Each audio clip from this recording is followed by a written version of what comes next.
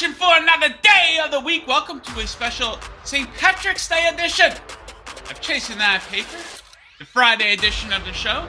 Also a March Madness Day 2 special edition of the show here. So I'm coming off a 2-1 performance on yesterday's program. So I'll try to bring that winning energy into today's show. Joining me once again, our guy, senior editor over at VegasInsider, Iain MacMillan. Let's bring him in here. And Iain, I got to tell you, I am personally offended that you're not wearing any green today. What's going on? I'm Scottish. We don't recognize St. Paddy's Day. I don't even know if that's true. I don't know. I don't have any green clothes. I'm sorry. Trying to build a bit of a rivalry with me based on our heritage. Honestly, to be honest, I didn't even know it was St. Patrick's Day until that's even more insulting. until we got on the pre-show meeting. Oh, there you go, Tito. There's a new one. Until we got the pre-show meeting, I saw you wearing a St. Paddy's Day shirt, and then I remembered. So I didn't even know. I'm too locked into March Madness. I got some Lucky Charms upstairs. Gonna have a bowl after the program here, and I've been off beer since after the Super Bowl. Now, unlike you, Iain, I know you did a dry January, and you told us about it every chance you had. Yes, I did. I've been off beer for a while, so I'll be heading over to the liquor store and cracking some cold ones here tonight. So I'm looking forward to that. I'm also looking forward to day 2 of March Madness action. We have our 6 best bets for today's games. Before we get into that, guys, do me a favor. If you're watching on YouTube right now, bam! Hit that like button. Bam! Hit that subscribe button.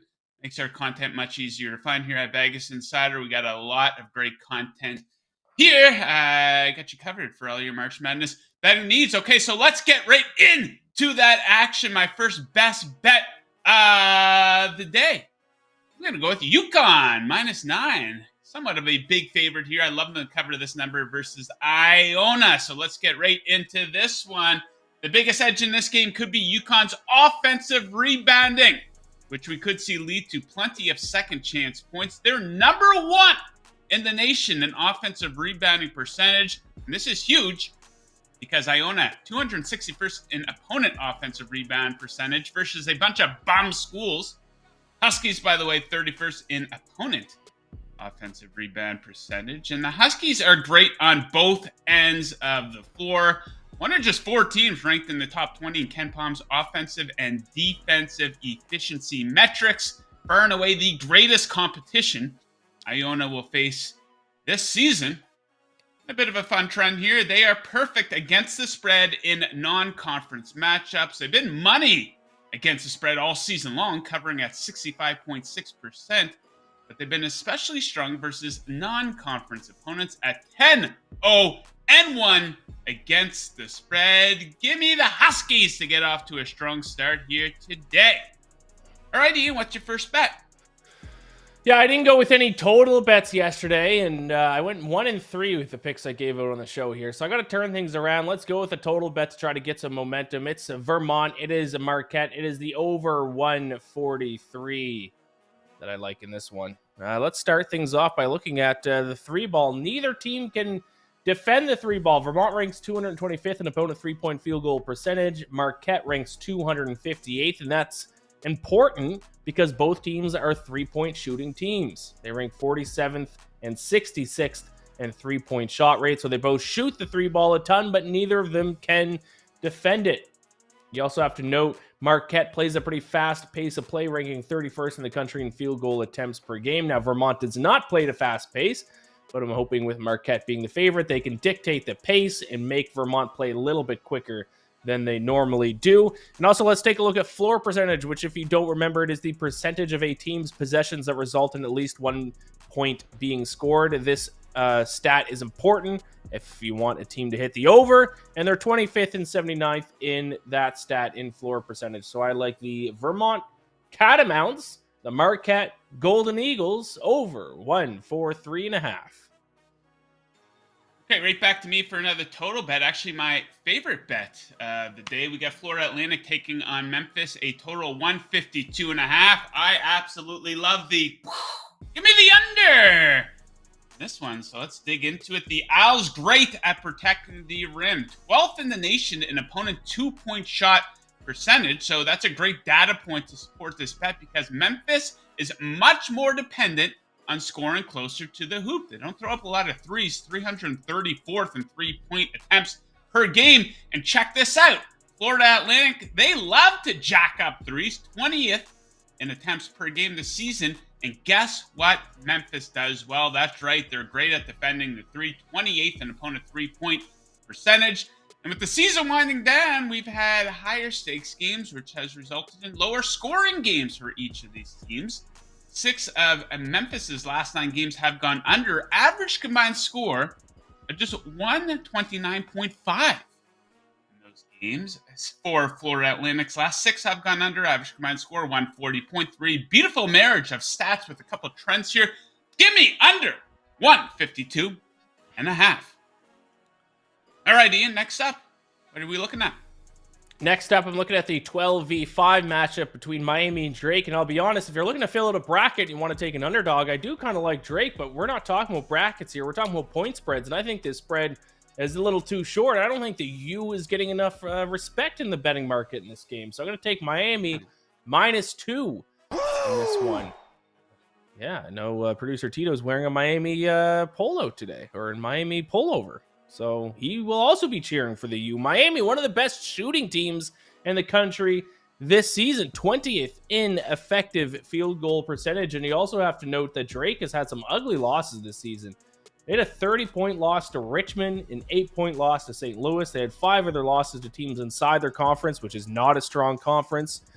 So I think they're going to struggle a little bit today against a very strong Miami team. And also, Miami ranks pretty high in the country in one of my favorite stats, extra scoring chances per game at plus 2.0. So they can shoot, they can create extra scoring chances. I think they're going to be too much for Drake to handle. I set the spread at around 4.5. So I think we're getting a ton of value here. I'll take Miami, the U, -2. All right, right back around to me. We keep on rolling. My final pick of the show here. We got Kansas State, Montana State getting after it today. Give me Kansas State to cover the 8-point spread in this one. Beautiful spot here, in my opinion. So they've been a great bet all season long, covering at 65.6% in all their games. But they've been especially strong as a favorite, where they're 15-3 against the spread. They do not play down to the competition. Bobcats don't play up to it. They got obliterated versus quality competition this season. They didn't play many of it. They beat up on weaker competition for the most part. They were a favorite in the majority of their games. But when they played decent teams, they had a 30-point loss versus Oregon earlier in the year. And Arizona smacked them by 21. And this game could be decided at the 3-point line. Opponent 3-point shooting percentage, 16 for Kansas State versus 237 for Montana State. Give me the Wildcats, baby. -8. All right, Ian, bring it home for us. Your final pick. What are we looking at here? Yeah, I've given you guys a total. I've given you guys the favorite. So now it's time to give you guys an underdog here. Not money line, though. That might be a little bit aggressive. But I think the spread's way too big. I'm going to take Grand Canyon, the Antelopes, plus 15.5 against the Gonzaga Bulldogs. I'm going against 2 different Bulldogs teams today. How about that? Speaking of the Bulldogs, I think they have some defensive issues this season. They've been shooting just as well as they have in past year, but their defense has fallen off a cliff. They're coming in to the tournament ranking 174th in the country in defensive efficiency. Just to compare to them last year they ranked 5th in the country in defensive efficiency. So their defense is here not good. Meanwhile, Grand Canyon's defense has been very good, specifically their interior defense, which is going to be important today because Gonzaga shoots the majority of their shots down low. They're 61st in 2-point shot rate. Now they take on a Grand Canyon team that's 44th in opponent 2-point field goal percentage, keeping teams to shooting just 46.8% from down low. And let's believe in Bryce Drew. Let's have some faith in the Grand Canyon coach. If you don't know this already, this guy knows how to pull off upsets in the NCAA tournament. He is the guy who shot the shot, some people would call it, 25 years ago for Valparaiso against Ole Miss. Maybe he can create some NCAA tournament magic again, this time as a head coach. I'll take Grand Canyon. I'll take the Antelopes plus 15.5 against Gonzaga. Yeah, baby. I'd love to see Gonzaga lose in the opening round here. Wouldn't that be absolutely fantastic? Okay, guys, so there you have it. Our 6 best bets of the day for March Madness's Friday action. If you're looking to tail any of that action, I recommend signing up over at BetMGM. Let me tell you a little bit about them. Sign up with BetMGM and use the promo code VIBonus1100 and you will get up to $1,100 payback in bonus bets if your first bet does not win. That's VIBonus1100, all one word, no spaces, for a first bet offer of $1,100 paid back in bonus bets. If you don't win, just use the code VIBonus1100. Visit BetMGM.com for terms and conditions. You must be 21 years or older to wager. Offers for new customers only. BetMGM, the king of sportsbooks. Yeah. Ooh. Now, Ian, I got to ask you about Arizona here yesterday. A little bit of a recap of yesterday's action. I'm wondering how bad you might have got burned by them. I know you didn't bet on them, but I know you probably filled out a handful of brackets. I filled out 3, and one of them I had Arizona winning. That's who Jay Billis over at ESPN picked. So, I guess you could say I kind of tailed him on that. Then in my other 2, I have them advancing to the Elite 8. So, not a good start for me yesterday. That's how these things tend to go when you're filling out a bracket. Did you get burned at all by that, or their Virginia loss as well? No, I did originally have Virginia in my Final Four. I took them out of it, though. I think I put them still. I think I had them losing in the Sweet 16, and I had Arizona going to the Elite 8, and then eventually losing. Arizona, I didn't trust in them to go on a deep run because their guard play hadn't been good all year. They had a lot of turnover issues, too, which kind of killed them yesterday. No, I was on Princeton for them to cover. A little bit surprised, obviously, they won. But the Ivy League schools are feisty in the first round. It seems like they win the first round game like once every 3 years, and when they don't win, they at least give their opponents a bit of a scare. So not completely shocked by that result. A little bit disappointing because I did like the Arizona team. I did have a NCAA tournament future on Arizona, but their guard play wasn't good enough this year. So we'll see. Intelligence. Like, was it you who tweeted "Revenge of the Nerds"? Revenge of the Nerds. Have you ever watched those movies, the Revenge of the Nerds movies? Nope, I have not. I think in 2023, some would be very offended by them. They're pretty funny. I watched them as like a little kid, and you would get to see a nude woman.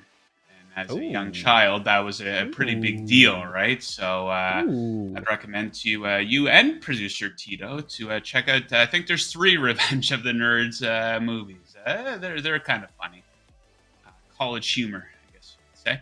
Okay, so let's kick around this never-ending Aaron Rodgers saga. So of course we know he appeared on the Pat McAfee show on, I think it was Wednesday, and he declared his intentions to play for the New York Jets. But it's not that simple because the Packers just aren't going to give Aaron Rodgers, do him a solid, and give him away for nothing. And I think the Packers have all the leverage in the world here. Fantastic spot for them. This isn't the NBA where a guy says, I want to be traded to this team and this team only, and then that team gives the other team a bunch of second-round draft picks. A second-round draft pick isn't going to cut it here.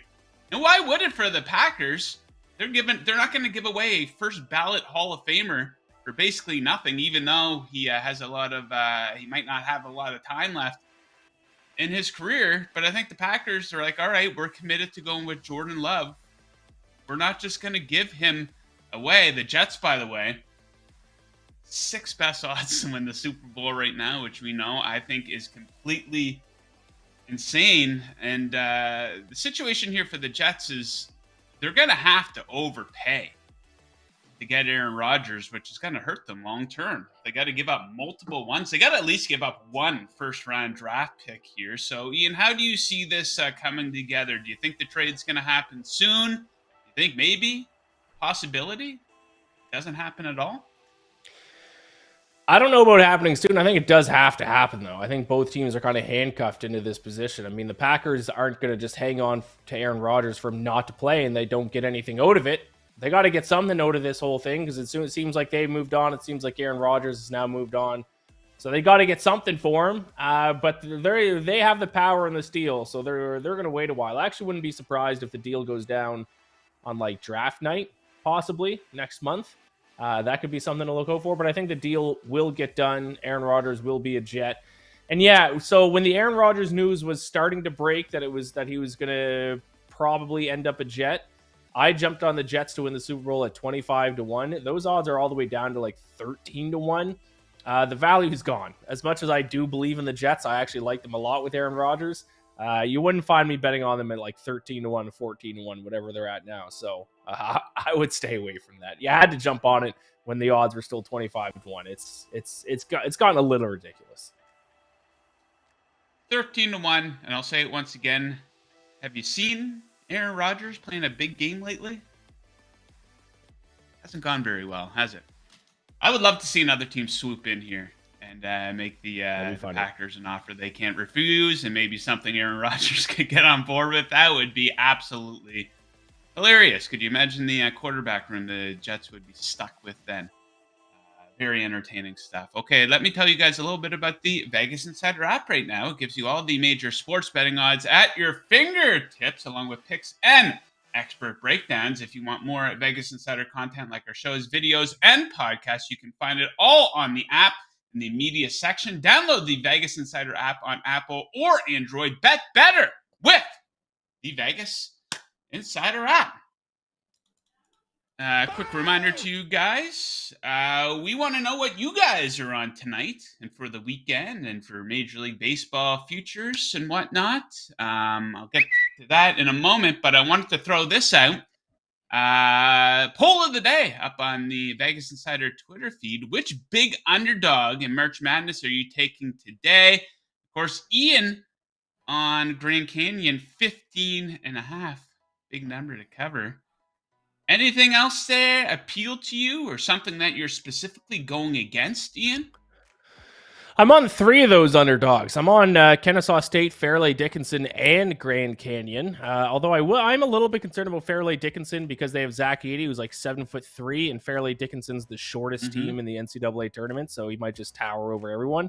And then the Vermont game, I gave up my pick for that. I'm on the total in that game. I think the spread set at both the right numbers. So yeah, I'm on a lot of big underdogs today. So let's go. Dogs don't stop. Mike Gesicki to the Patriots. Patriots looking to rebuild the 2021 Miami Dolphins offense, pairing him with Devontae Parker. I'm sure Mac Jones is going to be loving that. I don't like Mac Jones to begin with, but I think the Patriots are absolutely setting that guy up to fail. It's funny with the New England Patriots. They've fallen off all of a sudden. They used to get all these, no-name players. They bring these guys in, and they have a ton of success. They won 6 Super Bowls. They go to 9 Super Bowls? But now they're still trying to take that same approach, just plugging random players into random spots. What's a big difference, though? Oh, yeah, it's a quarterback position. Tom Brady's not there anymore. I think the quarterback makes a little bit of a difference here in New England. So, yeah, I wish the Patriots had bad luck with their acquisition of Mike Gesicki, because you guys know I am a fan of the Miami Dolphins. Okay, guys, it is now time for today's Handicapper Heat Check presented by VegasInsider.com, your home for the best expert picks in the business since 1997. Totals expert Kyle Hunter nailed 7 straight college hoops winners and is on a 37-14 win streak. Brian Edwards went 4-1 yesterday and is 12-4 across his last 16 college hoops picks. Bill Marzano, 5-1 in the tournament yesterday. Visit VegasInsider.com/picks for today's tournament top plays. That's your Handicapper Heat Check. Stay hot, bettors. Yeah. Indeed. Okay, want to write down here. Pretty quick show here for Friday, I dug into the NBA this morning. Not a whole lot I like. Leaning towards the Celtics, not because it's St. Patrick's Day, but because they look to be in a decent spot versus the Portland Trailblazers. Haven't pulled the trigger yet, though, because Jason Tatum is questionable. So who knows if I will end up pulling the trigger on that at all. Ian, any NHL on your radar here yet, or is it still too early to tell? Haven't placed any NHL bets. I do got some bonus bets for the people for March Madness today, though. In terms of player props, depending on what state you're in, you can bet on player props. I gave out 3 yesterday. They went 3-0. So if you're interested in some March Madness player props for today, AJ Hogard under 12.5 points for Michigan State. Miles Norris over 14.5 points for UCSB. Baylor cannot defend down low. And Zach Edey, I mentioned him earlier. He's a foot taller than anyone else on Fairleigh Dickinson. Take his over 11.5 rebounds. He's already averaging 12.5 this season. He hits the season average. He cashes. And like I said, now he gets to play against a bunch of short kings like yours truly. So there's some March Madness player props. Also, my picks for Saturday's action is already locked in and out on the Bacon Bets podcast for all 8 games on Saturday. So check that out as well. You consider yourself to be a short king, Ian? Yes, I think so. How 5'9" counts as a short. 5'9". I think Am I we've not? had this Is conversation 5'9" before. too tall? Would you consider yourself your defining feature to be that you're short? I don't know about defining feature. I think right now my defining feature is that I'm fat, but I think short would be second. Yes. Now, what would my defining feature be if somebody said, "Oh, Joe Osborne"? Okay, what does he look like? What would you lead with? I would say, do you know that coach of the Rams, Sean McVay? He kind of looks like him. That's what I'd say. So I don't know what that makes your defining feature. I think you're taller than Sean McVay. How tall are you? Are you 6 feet? 6. Yeah. 180 of raw fucking steel too, man. Woo! Raw fucking steel, baby. I would say your defining feature is your beautiful blue eyes. Thank you. My jewel eyes, as some have been known to call them. Okay, so what's going on this weekend in New York City here, Ian? March Madness, you just watching from home, or are you going to a bar or a pub to take in the action? The in-laws are coming today for the weekend, so I'll be doing God. the ultimate battle of trying to watch as much college basketball as possible while probably not being allowed to watch a lot of college basketball. So they arrive in the middle of the afternoon. What is going on here? the first slate of games I'll take in, and then we'll see. I'm going to try to convince the crew to go to a bar maybe tomorrow. I don't know. Oh, I got a lot of experience with this, Ian. I go to my mother-in-law's for Christmas every year. In the past couple Christmases, there's been NFL games. Of course, there's the NBA. And you got to play the card of, well, this is what I do for work.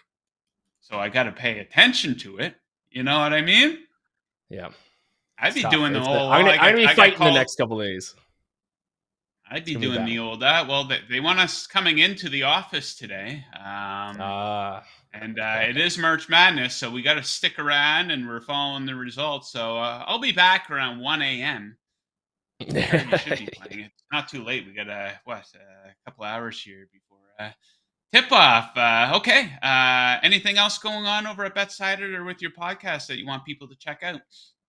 No, just like I said earlier, my picks for Saturday's already locked in and given out, Bacon Bets podcast. And tomorrow morning, I will be releasing an episode for Sunday's games as well. So I'm betting on every single game in March Madness, and you can find them all, every single pick on the Bacon Bets podcast.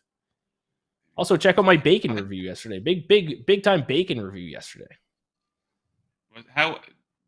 Very quickly before we wrap up here, tell us how you cook your bacon, because I know you're very specific about this.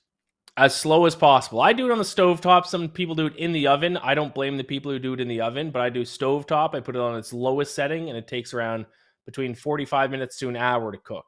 And that's the best blasphemous. That's the best way to cook bacon.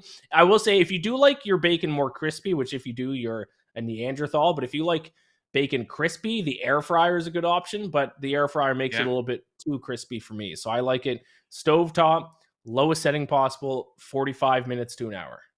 Go! Thinking fantastic. Incredibly messy, though. Let's Yes. be I've totally stained fair. so many shirts. You have to wear an apron cooking bacon. Just take your shirt off.